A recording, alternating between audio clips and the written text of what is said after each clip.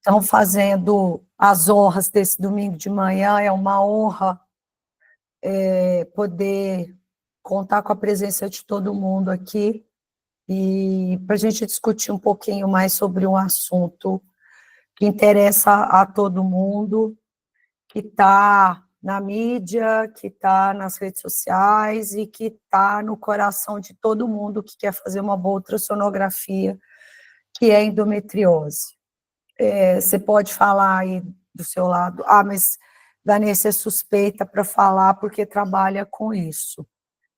Tem, obviamente, um viés meu, porque é um assunto que eu gosto, é um assunto que eu me dedico, é um assunto que eu estudo e é um exame que eu gosto de fazer. Mas, diante disso, eu consigo perceber, principalmente no meu dia a dia, a dificuldade que as outras pessoas têm em identificar lesões de endometriose, mesmo aquelas que não são tão sutis. A gente precisa criar o hábito de pensar na doença, a gente precisa criar o hábito de rastrear a doença em todos os exames que a gente faz. Isso não é exagero. É uma doença que tem uma prevalência bastante razoável. A gente sabe que cerca de 10%, até um pouco mais, da população feminina em idade reprodutiva tem endometriose. Portanto, se algum de vocês passou a semana inteirinha fazendo ultrassom, teve ultrassom transvaginal na sua agenda e não fez nenhum diagnóstico de endometriose, alguma coisa está errada. Então, a gente precisa repensar o que está acontecendo, por que a gente não está conseguindo identificar a doença no exame do dia a dia. Então, na maioria das vezes, quando eu falo sobre endometriose, eu procuro atingir um público que não é o super especialista. Ele já sabe como lidar com o diagnóstico da doença, ele já está mais acostumado, e é nele que a paciente tem que chegar. Só que antes da paciente chegar no especialista, seja eu, seja qualquer um outro que faça o exame específico, ela precisa ter um pré-diagnóstico. Então, a gente precisa ter uma rede de ultrassonografistas preparados para fazer esse exame no dia a dia. É preciso que os ultrassonografistas que trabalhem no consultório saibam identificar a doença. Então, qual que é o nosso propósito de hoje?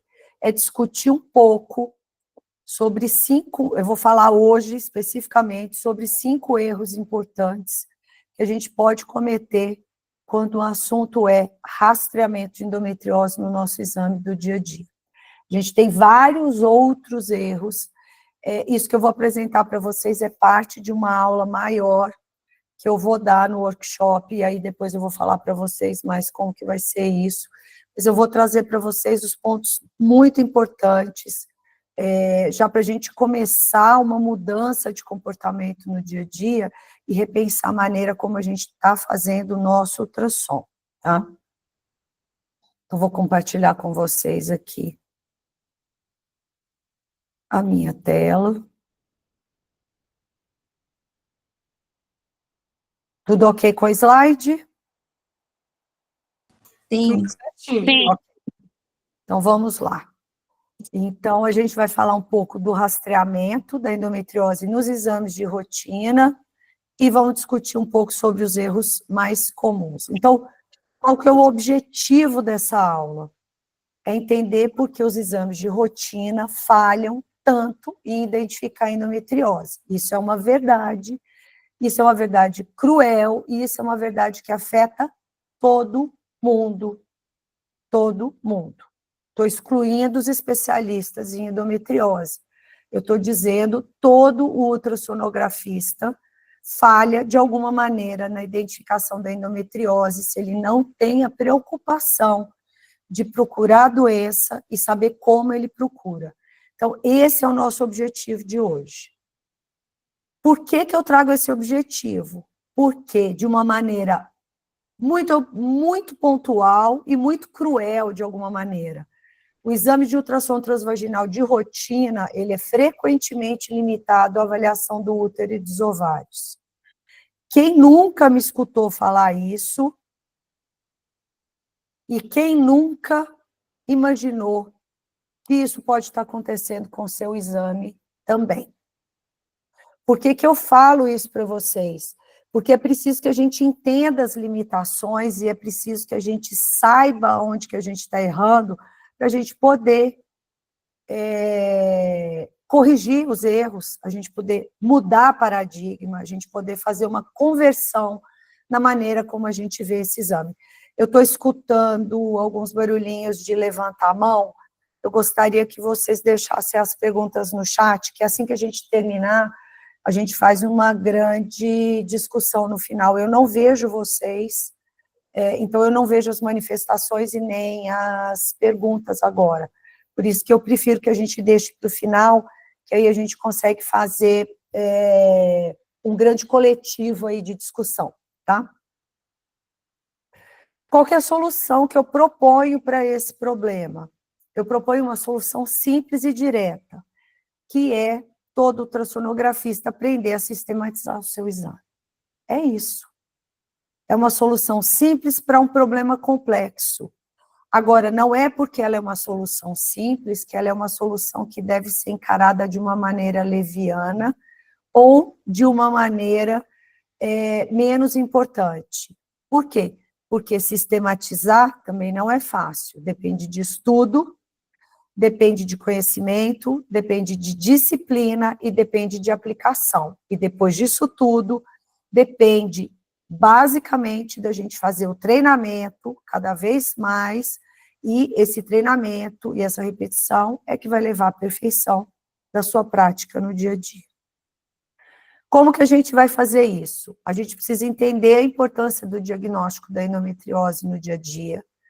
A gente precisa reconhecer as limitações que a gente tem enquanto ultrassonografista. A gente precisa conhecer e aplicar, basicamente, protocolos que nos ajudem. E hoje eu vou mostrar para vocês o protocolo IDEA e o protocolo proposto pela Sociedade de Radiologistas em ultrassonografia. Começando, só trazendo para vocês um pouquinho do que pode acontecer com a gente, por que as lesões de endometriose no exame do dia a dia são frequentemente perdidas. A gente tem vários autores que falam sobre isso, e Yang publicou um estudo o ano passado bem interessante, como vários outros que tem na literatura, vários estudos bons. Por que a gente não faz o diagnóstico? Porque o diagnóstico é tão difícil. Primeiro, porque a gente deixa de ter um treinamento específico dos examinadores, seja em cursos formais, seja em cursos rápidos, seja na residência médica. Infelizmente, a gente tem uma falta de treinamento específico para identificação da endometriose mesmo nos exames de rotina. Isso é uma falha de vários programas de ensino. A gente, infelizmente, lida com a falta de direcionamento do próprio pedido, os nossos colegas não nos ajudam com o pedido.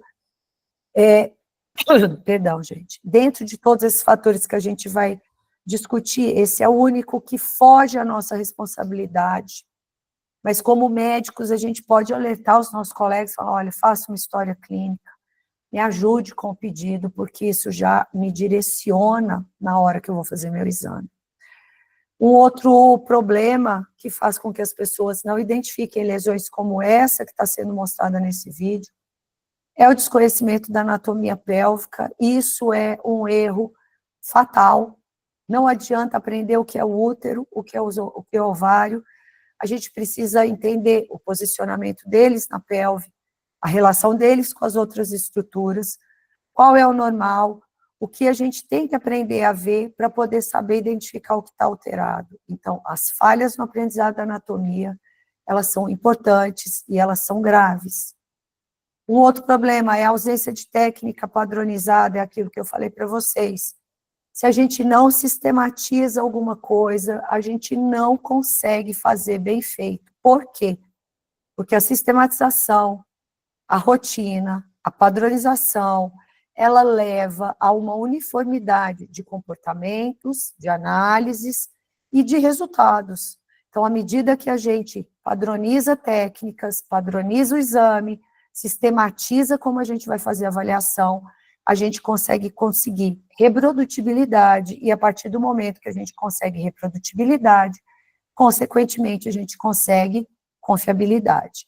Agora, sem racionalidade, sem padronização, o exame se perde num amontoado de dados que não fazem sentido nem para você que está fazendo o exame, muito menos para quem recebe o resultado. E um outro erro grave, e que a gente tem muito a discutir sobre ele, que não é um assunto dessa aula de hoje, é o tempo limitado de execução dos exames. A gente sabe da necessidade de se manter uma demanda por conta da baixa remuneração dos exames, principalmente quando a gente fala de exame de rotina e principalmente os que são realizados por convênios médicos. A gente sabe que as operadoras de saúde pagam um preço irrisório pelos exames e muitas vezes os médicos entram num ciclo de fazer muitos exames para que ele possa terminar o dia com uma remuneração minimamente decente. Isso é compreensível, a gente precisa lutar para mudar isso, mas isso não justifica o exame mal realizado. Você fazer um exame muito rápido, você perde detalhes, você deixa de fazer diagnósticos e você perde a oportunidade de trazer para aquele exame muito mais do que um amontoado de medida que vai no laudo e que não tem sentido absolutamente nenhum. Com isso, eu não estou pedindo para que vocês gastem meia hora, 40 minutos em cada exame. O que eu peço é o aumento de alguns poucos minutos no seu exame, que vão valorizar de uma maneira gigantesca a qualidade do seu exame e vão te dar tempo para você fazer uma análise bem feita, uma análise direcionada, muito mais técnica e com a possibilidade de você se tornar gradativamente um profissional reconhecido pela qualidade dos seus exames e dos seus diagnósticos. A anamnese inicial é fundamental. Vejam esses vídeos, todos são de lesões de endometriose para cutucar e despertar a curiosidade de vocês para saber se vocês conseguem identificar as lesões. Elas não têm marcação, elas não têm absolutamente nenhuma indicação exatamente para que vocês pensem nelas enquanto a gente está aqui discutindo. A anamnese é fundamental por quê? Porque, infelizmente, a gente falou um pouquinho antes, os pedidos médicos, eles são muito restritos, muitas vezes eles têm absolutamente informação nenhuma. Conversar com a paciente é fundamental e ajuda a você fazer o raciocínio trazendo uma clareza maior e te ajudando no direcionamento do seu exame. As informações clínicas, elas devem ser colhidas antes do seu exame, para que você consiga pensar já no que você precisa procurar. E ler o pedido médico, obviamente, né? Se tiver um pedido médico minimamente explicativo.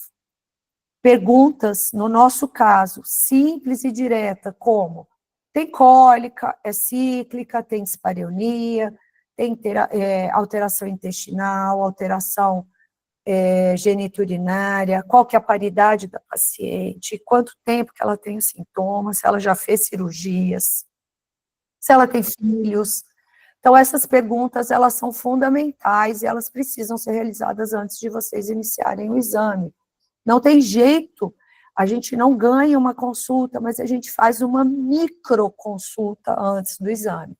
Ela é indispensável. E não se enganem, gente. A paciente não tem sintoma nenhum, veio para o exame de rotina, porque ela vai colocar um DIU. Então eu posso fazer rapidinho aqui, só olhar o útero ovário, ver a posição do útero, e eu faço esse exame em 3 minutos. Lê do engano. Essa paciente, por exemplo, do vídeo, é uma paciente assintomática. Por quê?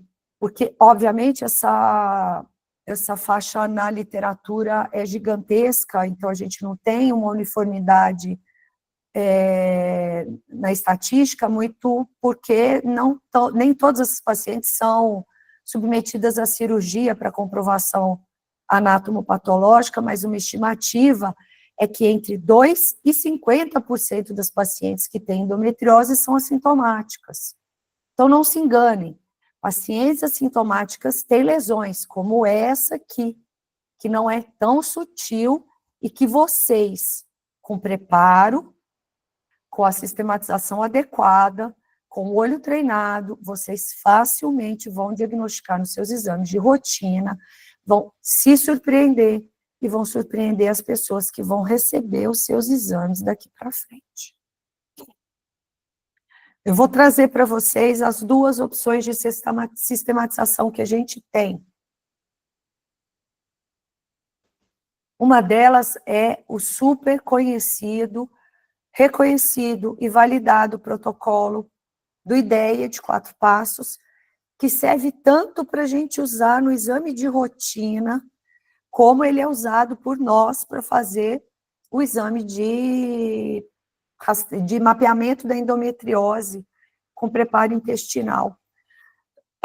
Perdão. Ele é um programa, ele é um protocolo tão bom que ele pode ser usado desde o nível mais básico até o nível mais avançado.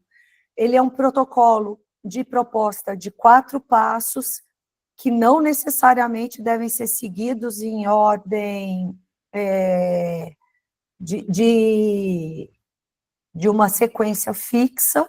A gente pode começar por um ou outro, mas a sequência é muito lógica dentro do exame que a gente faz. O primeiro passo é a avaliação rotineira de útero e anexos, que é óbvio que a gente vai fazer no exame. Quem me conhece há mais tempo já escutou a minha frase: vamos medir o útero e o ovário, depois a gente faz o exame. As medidas, elas fazem parte do exame, mas elas não são parte fundamental. Lembrem-se que achados normais não impactam na vida de ninguém. Um exame normal, ele não faz diferença para ninguém, nem para você, muito menos para o paciente. Agora, um exame com diagnóstico faz toda a diferença, e esse é o nosso papel. O nosso papel é fazer rastreamento de doença, é fazer predição de malignidade, é interferir beneficamente com diagnósticos e com prognósticos. Então, esse aqui é uma sugestão para usar no exame de rotina. Você vai avaliar o útero, vai medir, vai ver se tem adenomiose, se tem mioma, se tem sinéquia, como que é o endométrio, é a avaliação normal que você vai fazer no seu exame de rotina, que é obrigatório que seja bem feita. Vai ver se tem sinal de adenomiose, e a avaliação dos ovários. Você vai ver se o ovário está com aspecto anatômico, tamanho normal para a fase de vida hormonal da paciente, se a gente tem cisto, se tem ou não endometriomas. Esses são os itens para serem avaliados no primeiro passo. O segundo passo é a avaliação do que eles chamam de soft markers, ou marcadores secundários, ou marcadores indiretos, a gente pode chamar de várias maneiras. A avaliação de soft markers nada mais é do que o exame guiado pela dor da paciente. Lembrem-se que a paciente não pode sentir dor durante o exame ginecológico. Ele é um exame chato, que incomoda, obviamente, existe um incômodo, mas não pode existir dor. Todo relato de dor, ele deve ser investigado com muita gentileza, muita delicadeza, porque naquele ponto a gente pode ter uma lesão de endometriose ou alguma alteração da anatomia que pode sugerir a possibilidade da doença. Além do exame guiado pela dor, a gente tem o teste da topografia e da mobilidade ovariana, aderências e localizações anômalas do ovário. Elas têm que criar um sinal de alerta e elas precisam ser descritas no seu exame. Um ovário cefalizado, um ovário em posição mais alta na pelve, um ovário aderido retrouterino, um ovário aderido na topografia de um ligamento, aderido junto ao fundo, deslocado anteriormente, não importa onde ele esteja, importa que você descreva essa alteração, descreva a localização do ovário e descreva se ele está ou não aderido e aonde ele está aderido. Isso é muito importante para o exame e é um sinal indireto que levanta o alerta para a endometriose. O terceiro passo é a famosa avaliação do sinal do deslizamento ou sliding sign, que é a realização da mobilidade do útero em relação tanto ao reto, ou seja, a gente posiciona o transdutor no compartimento posterior, no fundo do saco, perdão, mobiliza a sonda no fundo do saco posterior e vê o útero deslizar em relação ao reto. O reto é rebatido posteriormente e o útero anteriormente. Se for um útero antivertido, o colo é anteriorizado. Se for um útero retrovertido, a gente vai fazer esse movimento com relação ao corpo uterino. No compartimento anterior, a gente vai ver o deslizamento ou do colo no retrovertido ou do corpo uterino no antivertido, em relação às estruturas do compartimento anterior, principalmente a bexiga. É importante que a gente faça o sinal do slide, tanto posterior quanto anterior, teste, e se não tiver presente, ou seja, se a gente tiver algum sinal de fundo de saco obliterado, é preciso descrever isso no laudo, porque é um sinal muito relacionado à presença de endometriose infiltrativa, principalmente intestinal. Perdão. E o quarto e último passo é a busca de nódulos de endometriose infiltrativa no compartimento anterior e posterior, que é um rastreamento que a gente vai gastar aí mais uns 2, no máximo 3 minutos, procurando as lesões. Esse é o modelo de rastreamento proposto pela Sociedade de Radiologia em Ultrassonografia, do qual participa na criação desse protocolo a professora Luciana Chamier, que é muito conhecida, é uma brasileira que publica muito sobre endometriose. E aqui eles descrevem a avaliação dividida por compartimentos, que também pode ser. A gente faz a avaliação do compartimento anterior, onde vai se observar espessamento focal de parede vesical, aderência vesico-uterina, com a ausência do sinal do sliding anterior, ou seja, a presença de aderência entre a parede vesical e o miométrio anterior, a serosa anterior, aí podendo haver infiltração vesical, infiltração miometrial, não importa, a gente vai descrever conforme o que foi encontrado. A avaliação do compartimento médio, a gente vai fazer a avaliação de útero e ovários, obviamente, no exame normal, e vai fazer também a avaliação da mobilidade uterina, a presença de nódulos e avaliação dos ligamentos uterosacros e a lateralização, a aderência dos ovários ao útero. E no compartimento posterior, a gente vai fazer a avaliação da ausência ou presença, né, do sinal do sliding ali, mobilizando o útero em relação ao reto, a busca de massas ou nódulos hipoecogênicos fixos, próximos ou no reto, avaliar a impossibilidade de separação entre o útero e a alça intestinal, que não necessariamente oblitera o fundo de saco.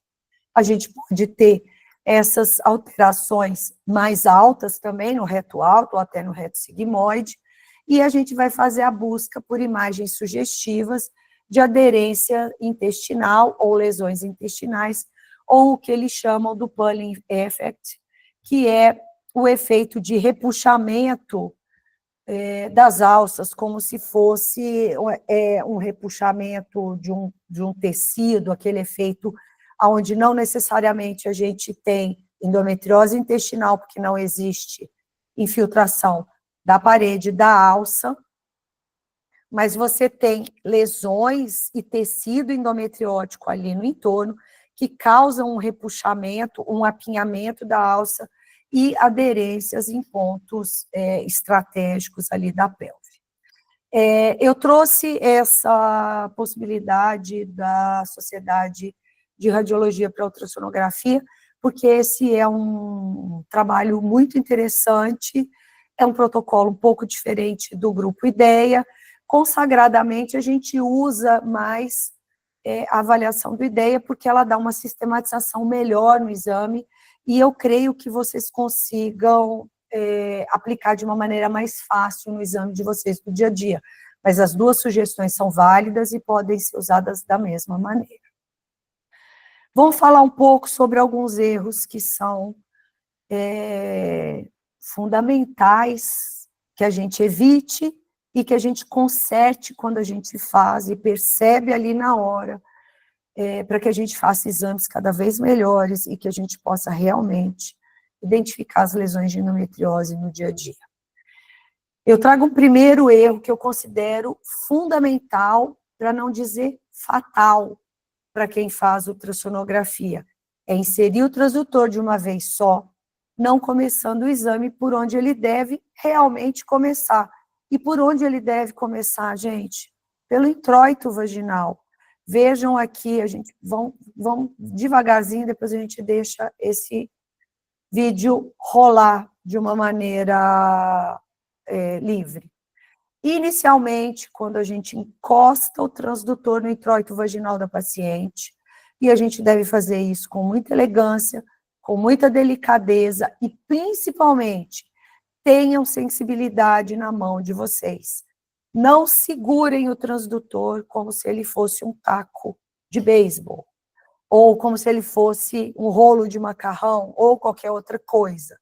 Segurem o transdutor com leveza e com delicadeza, porque uma introdução leve, tranquila e elegante do transdutor faz com que vocês percebam várias coisas, inclusive a resistência dos tecidos e dos órgãos à manipulação pelo transdutor. Então, coloquem o transdutor no introito vaginal, lá vocês vão poder perceber cistos que talvez vocês nunca tivessem feito diagnóstico, como um cisto de glândula de Bartholin, por exemplo, um cisto de ducto de glândula de Skene e os famosos cistos da parede vaginal.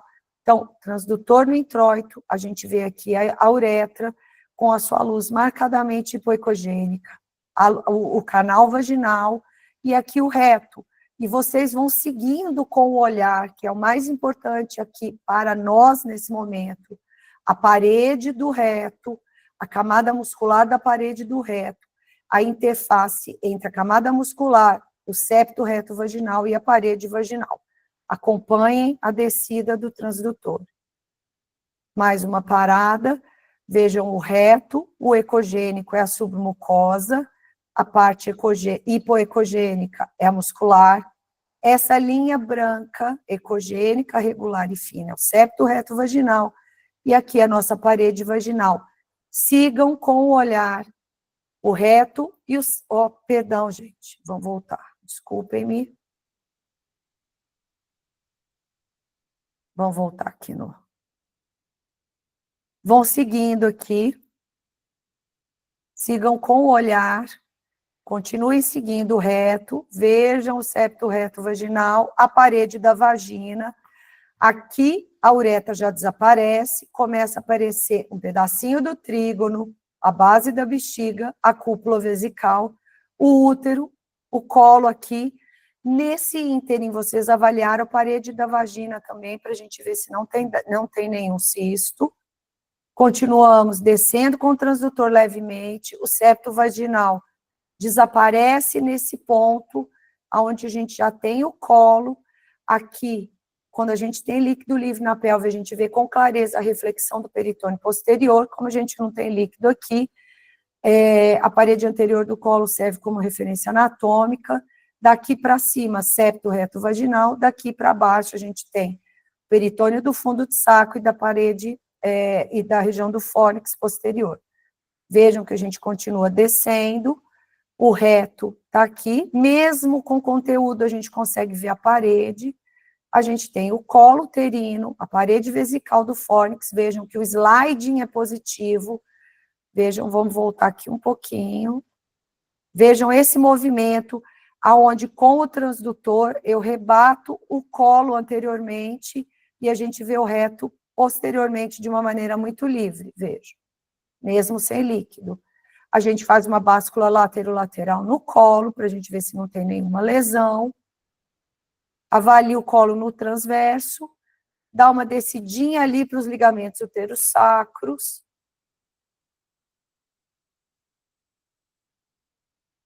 E pronto, a gente já fez a avaliação do compartimento posterior. Esse slide esse vídeo tem 30 segundos. É o que vocês gastam para fazer esse movimento. Quando vocês tiverem experiência, esses 30 segundos já são suficientes. Porque vocês já estão com o olho treinado, com a mão treinada principalmente. À medida que o transdutor não progride, vocês vão perceber, vocês vão entender que a resistência dos tecidos está diferente do que vocês estão acostumados normalmente, e aí isso vai sinalizar, vai abrir um alerta, e vocês vão começar a procurar. E à medida que o transdutor passa pela cavidade vaginal, a gente não pode ter absolutamente nenhum entrave. Se a gente sentir alguma coisa também, é porque a gente pode ter alguma nodulação. O segundo erro importante é achar que a bexiga não faz parte do seu exame e que você não precisa avaliar o compartimento anterior. Quantas vezes você coloca o transdutor, esquece o compartimento posterior, ou seja, aqueles 30 segundos iniciais você nem fez. Você passou o transdutor, foi direto no útero, posicionou o útero para medir, deu uma olhada ali para ver se tem adenomiose ou se tem mioma, e acabou o seu exame. Então, você não olhou para trás e não olhou para frente. E o seu exame deixou de perder detalhes importantíssimos. Fora que você está fazendo um exame pélvico transvaginal. E bexiga está na pelve, vaso está na pelve, ureter está na pelve, a parede pélvica está na pelve, ligamentos estão na pelve, tuba está na pelve, tudo está na pelve e tudo faz parte do seu exame. Estruturando seu olhar, você não vai perder detalhe. Então, olhem o compartimento anterior. Aqui, complementando aquela avaliação, a gente vê aqui para frente, olhem o sinal do slide, eu movimento com o toque bimanual o corpo uterino, vejam. Ó, a gente posiciona o transdutor no compartimento anterior, com a mão eu faço uma leve pressão no abdômen da paciente, e a gente pode perceber como que o útero desliza, vejam a parede vesical deslizando livremente aqui no recesso anterior.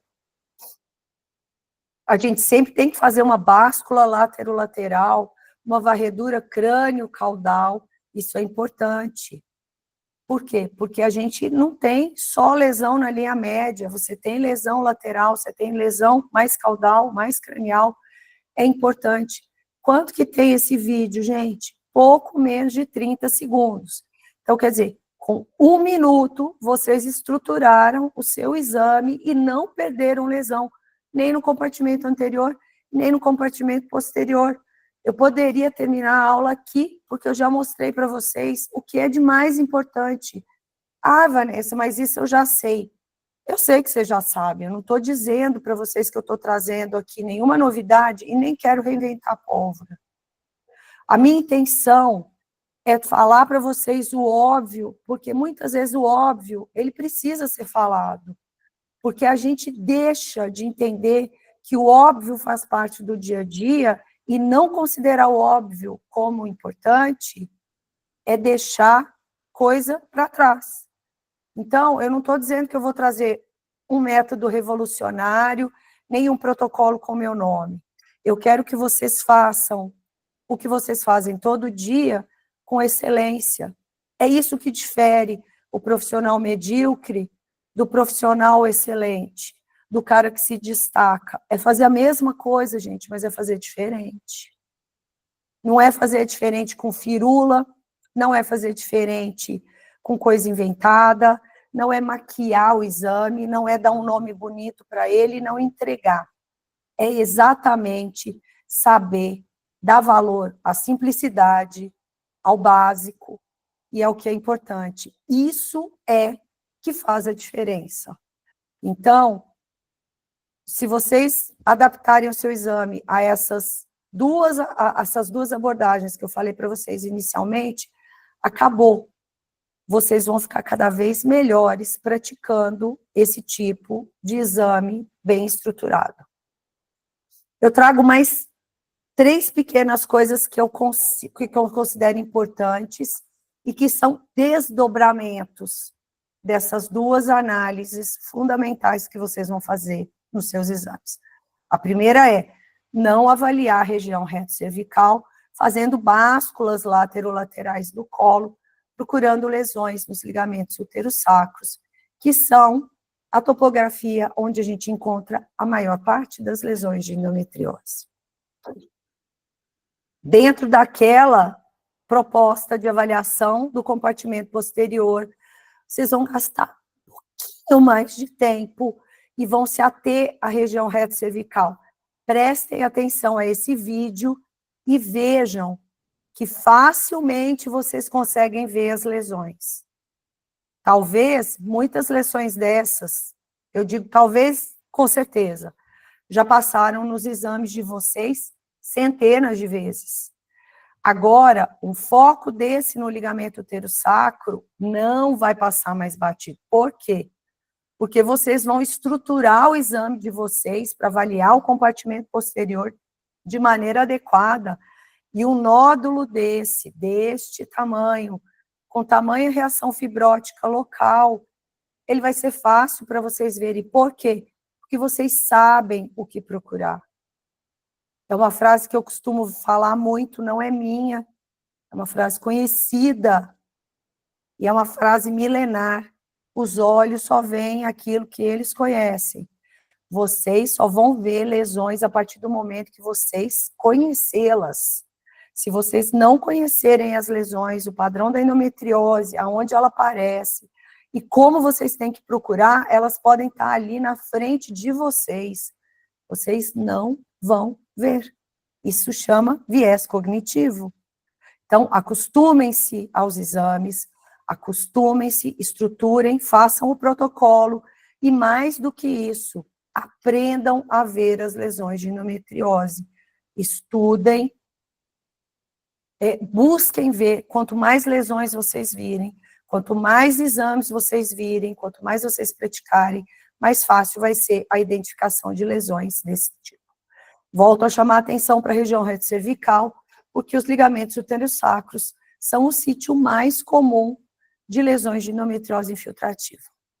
E aqui eu trago para vocês uma proposta de um checklist de avaliação ecográfica estruturada, que inclusive, para quem ficar até o final da aula, eu vou dar um agrado para vocês sabem que eu adoro fazer coisa legal. Então, eu fiz esse checklist que vocês podem colocar no exame de rotina de vocês. Vocês podem agregar o laudo de vocês podem adaptar conforme o desejo de cada um, mas isso é um checklist que eu montei para vocês fazerem uma avaliação estruturada de rastreamento de endometriose no exame do dia a dia. Tem tudo que é de mais importante. Se tem endometrioma, aí você vai descrever a localização e o tamanho. Se o paciente tem adenomiose, você vai descrever conforme o consenso MUSA. Se tem deslizamento positivo ou negativo, e aí vocês vão falar se tem obliteração total de fundo de saco ou não. Se a gente tem kissing-overs, que estão muito relacionados com obliteração de fundo de saco, com endometriose intestinal, e aí vocês vão descrever, e se existem nódulos hipoecogênicos, e vão relatar a localização. Então, pensando nisso que vocês viram agora, pensem como que vocês poderiam preencher essa ficha e entregar um exame muito mais legal para o seu colega que vai receber seu exame e vai falar, opa, a doutora sabe o que está falando. Um outro erro que eu considero fatal é não relatar ou não saber avaliar se tem obliteração de fundo de saco. Isso é importante, por quê? Porque se tem obliteração de fundo de saco, gente, é mais do que provável que a gente tenha endometriose intestinal. Poucos casos a gente não vai ter, na grande maioria sim. A gente pode ter, às vezes, obliteração de fundo de saco sem ter infiltração da muscular, mas mesmo assim, a gente tem acometimento intestinal. Esses exames todos que eu trago para vocês em aulas como essa, são de pacientes que tinham exames anteriores normais, né? Aí você pode pensar, aí da sua casa, do outro lado do computador, será que fui eu que fiz esse exame? Pode ser, tá? Pode ser. Eu já peguei exame de serviços de ultrassonografia bons, com lesões grandes como essa, que não tinham sido diagnosticadas. Quando eu, às vezes, posto resultado de ressonância ou de exame e mostro as lesões, a minha intenção não é desqualificar os colegas, porque eu sou uma educadora por natureza. Então, se é uma coisa que eu discordo e abomino peremptoriamente, é a crítica sem absolutamente nenhum motivo, simplesmente para que você fale, olha como sou bom e olha como fulano é ruim. Isso não existe. O que a gente precisa é levar conhecimento para todo mundo. A educação é uma coisa que transforma, ela transforma a sua vida, ela transforma a vida de quem você está atendendo, ela transforma a vida de quem está solicitando o exame, ela transforma várias vidas, porque as pessoas veem o valor de um profissional capacitado, de um profissional que estuda, de uma pessoa que está preocupada. Então, conhecimento transforma, sim. Conhecimento transforma, conhecimento liberta, conhecimento é uma coisa que faz a diferença na vida de todo mundo. Então, quando eu falo, isso aqui pode ter sido feito por algum de vocês, não é para falar, olha como vocês não sabem, olha como eu sei. Não. O que eu estou falando é, aproveite todas as oportunidades e aprenda mais. Porque não adianta, a gente precisa se qualificar. A gente não consegue aprender de orelhada, a gente não consegue fazer coisa que a gente ouviu falar, ou que a gente aprendeu de maneira muito rasteira, isso não dá resultado. O que dá resultado é a gente sedimentar. O que dá resultado é vocês entenderem que isso aqui é o dia a dia de vocês.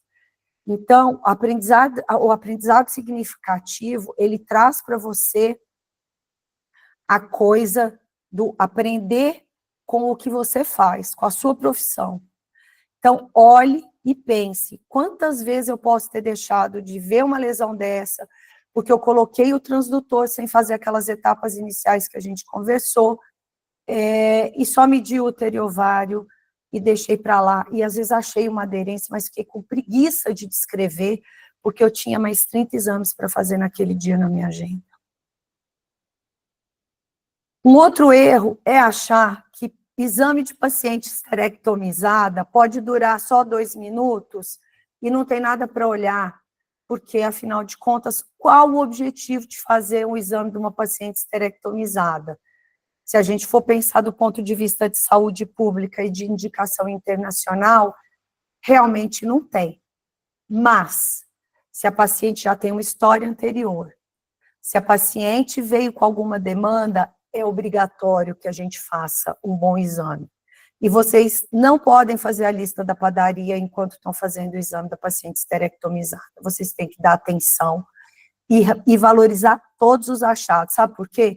Porque ela não tem útero, ela pode ou não ter os ovários, mas ela tem outras estruturas na pelve. Ela tem intestino, ela tem vaso, ela tem ureter, e ela pode ter outras lesões.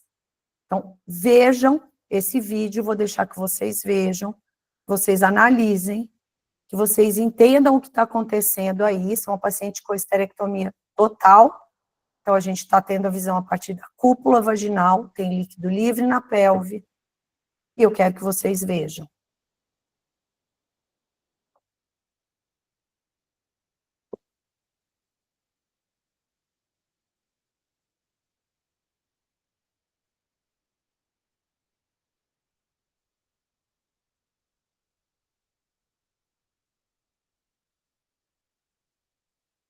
Então, vamos dar uma parada aqui. A primeira coisa que a gente tem que fazer é uma boa análise a partir da cúpula vaginal.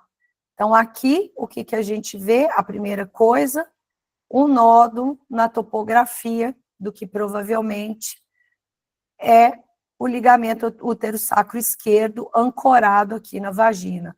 A gente não sabe a técnica cirúrgica, mas é possível que seja, porque a gente tem nódulos bilaterais. Vejam que o nódulo tem aquele aspecto espiculado, esse nódulo aqui, inclusive, ele tem uma área anecóica, que ou é componente glandular ou é fenômeno hemorrágico recente.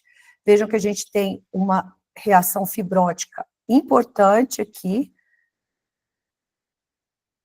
nesse nódulo também, vocês veem que forma uma placa aqui, é uma lesão em placa ou em manto, a gente pode chamar das duas maneiras, e eu vou fazer só um parêntese aqui, A gente não tem esse tipo de descrição no protocolo IDEA, vocês vão ver, mas eu tive a oportunidade de perguntar para o próprio professor Guerreiro, num curso que ele deu o ano passado, e eu fui atrás dele só para vê-lo falar, e achei uma pessoa fantástica.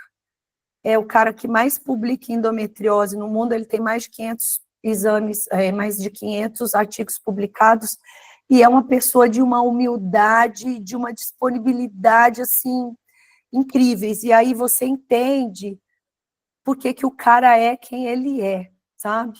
Porque ele não é soberbo, porque ele, sabe, ele é fantástico. E eu tive a oportunidade de perguntar para ele se a gente podia falar lesão em manto, lesão em placa, o que que ele achava daquilo. Ele fala assim, a gente não colocou isso no protocolo IDEA, mas existem lesões que têm uma extensão muito grande, que elas não podem ser, como se fala, desmembradas, e que elas formam um conjunto coeso. Então, que não estaria muito errado a gente falar em manto ou em placa, desde que a gente consiga delimitar o início e o fim dessa lesão, ok?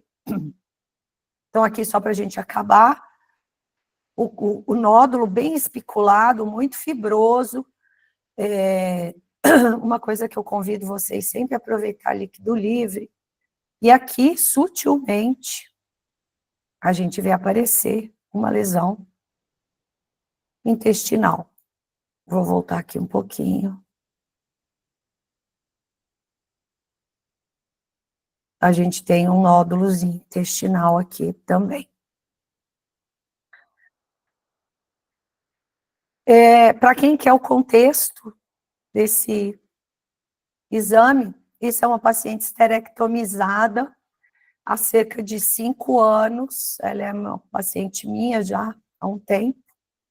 Ela foi esterectomizada por miomatose, sem absolutamente nenhum relato de endometriose. Provavelmente quem fez a cirurgia viu, porque ela foi submetida a uma cirurgia de esterectomia total, por via transabdominal, né? Talvez por via vaginal a pessoa possa não ter visto essas lesões, e obviamente, né, como a gente tem lesão residual, a doença vem evoluindo com o passar do tempo, ela tem um endometrioma também, tá? Então lembrem-se, esterectomia não é só passar, ficar olhando, fazer 4 fotos, região axial direita, esquerda, e essa não é a única paciente que eu tenho com lesão de endometriose pós-esterectomia, sem nenhuma história de endometriose prévia à cirurgia, e sem nenhum relato de endometriose na cirurgia, tá? Aqui, de novo, o checklist, que eu acho interessante que vocês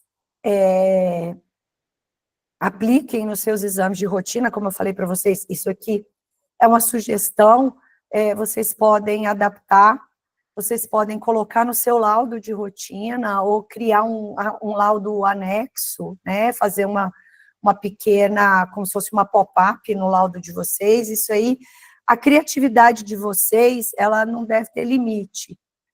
O importante é que a gente não esqueça de olhar nada, né? Por quê? Porque o exame de ultrassom transvaginal de rotina é frequentemente limitado à avaliação de útero e de ovários.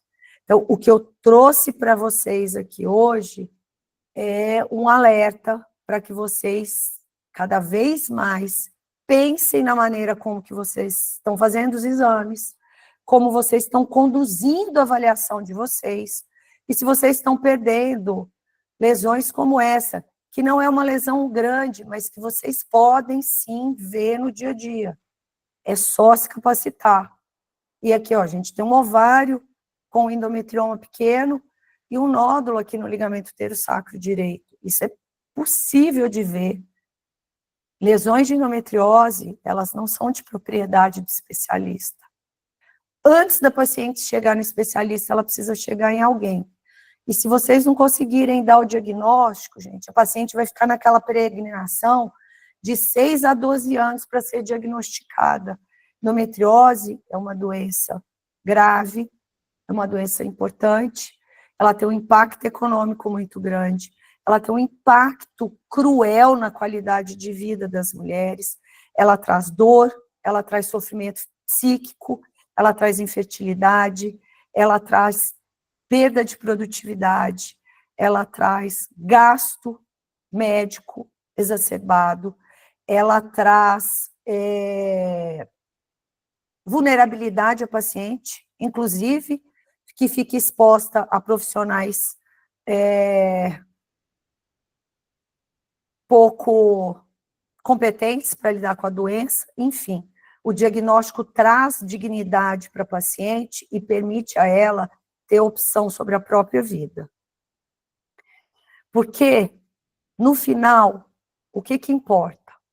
Importa entender a importância da doença, e entendendo essa importância, ela vai permitir que você tenha um olhar atento todos os dias, gente, todos os dias. Todo dia, dia de endometriose. Ah, eu vou precisar procurar em todos os exames? É claro, gente, é claro. A gente reconhecer a limitação ajuda a gente entender que a perda de muitos diagnósticos é porque a gente não sabe fazer, é porque a gente precisa aprender, é porque a gente precisa treinar. Mas é preciso que a gente reconheça isso. A vaidade, a soberba, elas só fazem a gente descer os degraus. Ela não faz a gente subir, nada. A vaidade, ela às vezes te dá uma escada para você subir mais rápido, mas rapidinho ela vai puxar a escada porque ela fica doida para te ver cair. Então, deixem isso de lado. Entendam que aprender é um processo contínuo. A educação é um processo contínuo. A gente aprende todos os dias, a gente melhora todos os dias. Medicina é muito dinâmica e ela precisa que a gente tenha atenção e disponibilidade para isso. E, no final, é importante também a gente saber que o conhecimento e a aplicação dos protocolos é fundamental para você fazer um exame relativamente otimizado em termos de tempo, porque se você sistematiza, você otimiza, você não faz uma coisa, volta na outra e fala, ai meu Deus, eu esqueci, eu vou ter que voltar, eu vou ter que fazer de novo. Então, se você sistematiza, se você consegue fazer uma coisa que é rotineiramente parecida, você otimiza seu tempo, você possibilita a reprodutibilidade da sua própria prática, você consegue melhores diagnósticos e, consequentemente, gente, você aumenta exponencialmente a confiabilidade nos seus exames. Isso é o que eu queria trazer para vocês hoje, como um sinal de alerta, para que vocês melhorem os exames, sempre. A gente sempre tem um pontinho que a gente consegue melhorar. Ninguém é perfeito. Todo mundo tem uma falha aqui, uma falha ali que pode ser corrigida e que essa falha vai fazer diferença nos exames do dia a dia. Para quem quer, sempre é preciso estudar mais. Existe um espaço para isso. Para quem não me conhece, eu tenho 30 anos de profissão, 28 anos dedicados à formação de profissionais médicos. Eu não sou uma médica que ensina médicos, eu sou uma educadora. Eu acredito na educação e eu acredito que ela faz a diferença. Então, quando eu falo para vocês de ensinar, é porque eu estou preparada para isso, é porque eu gosto de fazer. E como eu já falei para vocês, eu não estou inventando a roda, não estou fazendo nada de diferente. Eu estou propondo para vocês a gente fazer diferente uma coisa igual. É a gente transformar um óbvio numa coisa que realmente a gente usa e que a gente pode facilitar. Obviamente, para isso, a gente precisa trabalhar e todo o trabalho gera um reconhecimento. Então, eu estou propondo para vocês aqui virem comigo numa jornada de educação continuada. Eu estou num programa, estou montando um programa de educação continuada, que tem várias nuances, que tem várias etapas e que tem vários formatos diferentes. Primeiro, para a gente conseguir trazer um conhecimento de qualidade, a gente trazer conhecimento baseado em evidência e, principalmente, métodos de ensino, metodologia que vão trazer vocês para um lugar diferente. Está cheio de gente que ensina. A questão é como que isso é ensinado. Então, eu quero propor que vocês venham comigo, da maneira que vocês quiserem, em qual etapa que vocês quiserem. E agora a gente vai entrar na etapa dessa endometriose no exame de rotina. Então, eu vou chamar vocês para vocês virem comigo.